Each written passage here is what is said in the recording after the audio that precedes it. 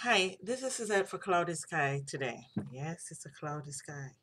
Now we're still in those times, but I want to venture back to a time, back when I used to travel by plane. But I'm going to go even further than that.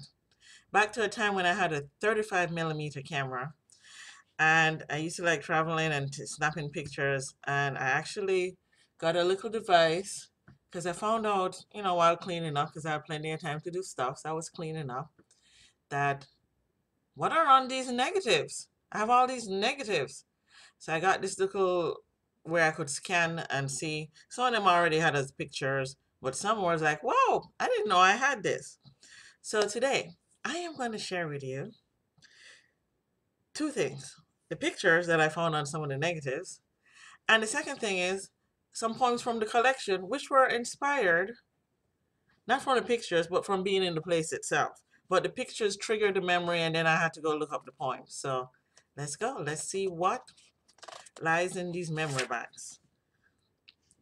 And just to let you know, most of this, the scenery, most of this was in the UK. And this was 97. So it's what, 2021? So times have changed. Don't expect things to look exactly the same way. So the first thing I did, I remember in 97, it was December because I went around my birthday. It was cold because I live in Florida and I flew to the UK in December. And I flew into not Heathrow, but Gatwick Airport. And one of the first places I did a little tour down in I call it the south, the English side. I did go to Brighton and I wrote this poem. And I had to go look up this poem because, hey, it's been a while.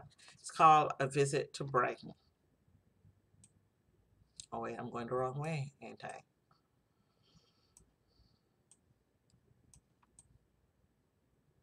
So, so you can see the same first verse.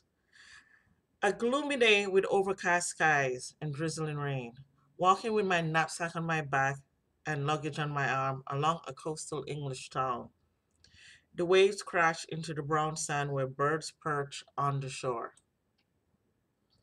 A quiet evening strolling Brighton's pub, I entered a pub called New Kensington in the lanes, off North Road.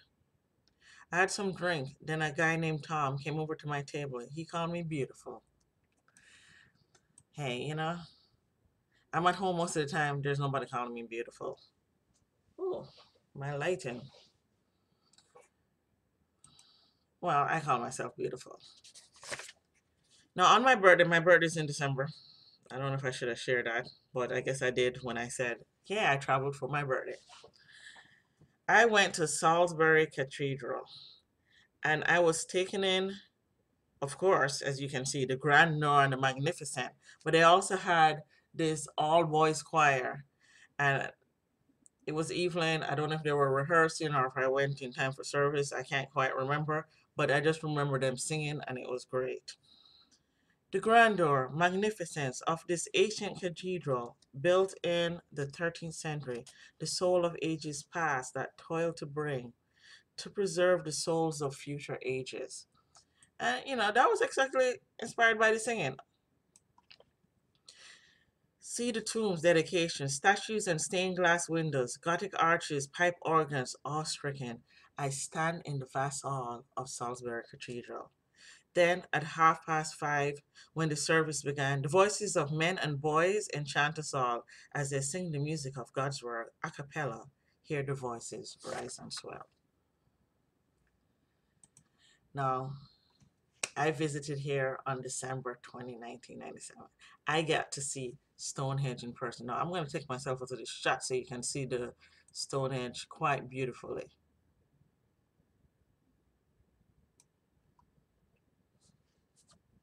And in that same day, I also visited Avebury, which is supposed to be older than Stonehenge. But first, let's feast on Stonehenge while I write this poem, while I recite a poem I wrote a long time ago called Neolithic's Best.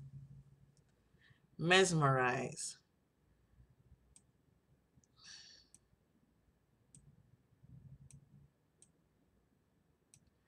fascinate at glorious monuments of days long gone, Neolithic at its heights when you see Stonehenge. Walk for miles and see the relics of man-made mounds and stones. Within the stone, the present day drew together, a resurrection of an ancient religion on the eve of the winter solstice in Avebury. Yes, there's my Neolithic best. It's in my collection, which is available, Amazon, or if you want, go to my website at Cloud the Sky Today. Now, from England, because I know I went to Brighton, there was some castle I remember that some King of Prussia had near Brighton. But then I took a train ride up to Edinburgh, or Edinburgh, I cannot say it. Riding all day on the train from Salisbury to Clapton Junction to London Victoria to King's Cross to Edinburgh, here I rest my head tonight, for tomorrow is another day when I'm off to Inverness. Yes.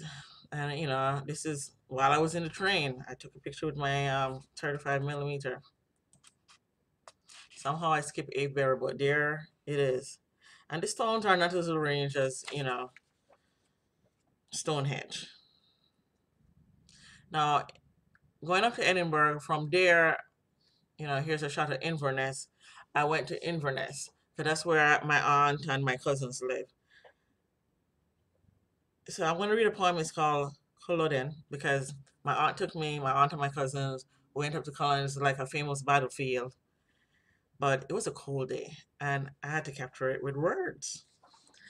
A cold gale whips my face, like in the olden days when headmasters trashed naughty pupils with their whips and canes, or being beaten into submission in the throes of defeat when the English army met the Scots on a bleak moor in Culloden.